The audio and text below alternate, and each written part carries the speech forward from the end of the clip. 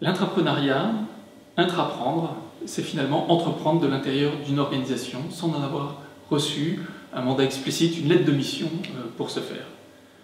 Un deuxième élément qui me semble important, être intrapreneur social, c'est finalement être dans l'attitude du bricoleur qui invente son métier par lui-même en suscitant des projets à fort impact social ou environnemental au sein de son organisation. Et donc, d'une manière ou d'une autre, on pourrait dire qu'un intrapreneur social, c'est d'abord quelqu'un qui entreprend le changement là où il est, et au sein de son organisation, faire bouger les lignes, et puis c'est aussi une manière finalement de mettre en résonance une aspiration personnelle avec un projet professionnel. Sortir du cadre dans une organisation demande néanmoins d'avoir une fenêtre de présentation d'un projet nouveau. J'ai eu la chance, dans le cadre d'un projet d'innovation au sein de Leroy Merlin, de pouvoir présenter cette envie de développer des projets de social business.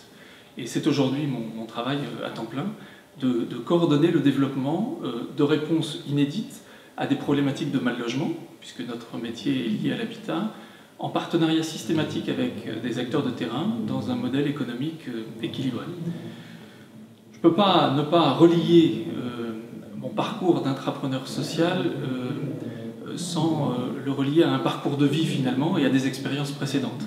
Ça faisait déjà une douzaine d'années que je travaillais dans l'entreprise, dans différents services, au marketing, au magasin, en centrale d'achat, et c'est aussi cette connaissance intime de l'entreprise qui permet d'apporter des réponses nouvelles. Et puis il y a également une expérience précédente de microcrédit au Chili qui a été marquante pour moi en démarrant ma carrière professionnelle pour faire cette unité entre l'économique et le social et qui me montrait qu'il y avait là quelque chose de très puissant au cœur des organisations.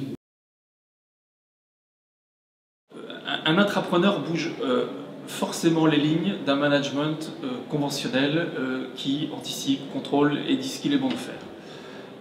Un intrapreneur social, je pense, rajoute une complexité supplémentaire, celle du changement de paradigme, de la réconciliation de l'économique et du social. Parce qu'effectivement, placer les finalités économiques, environnementales au même niveau que les finalités économiques dans le processus de création de valeur, c'est une difficulté ou quelque chose qu'il faut appréhender en termes de lever des barrières mentales finalement qui ouvrent sur de nouveaux possibles. Je pense que par ailleurs, un peu comme tout processus d'innovation de rupture,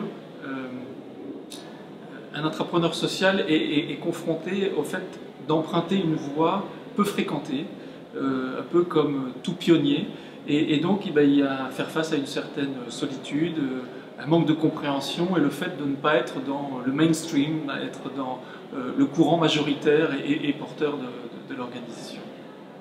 Voilà. Alors pour y faire face, je ne pense pas qu'il y ait de recette magique.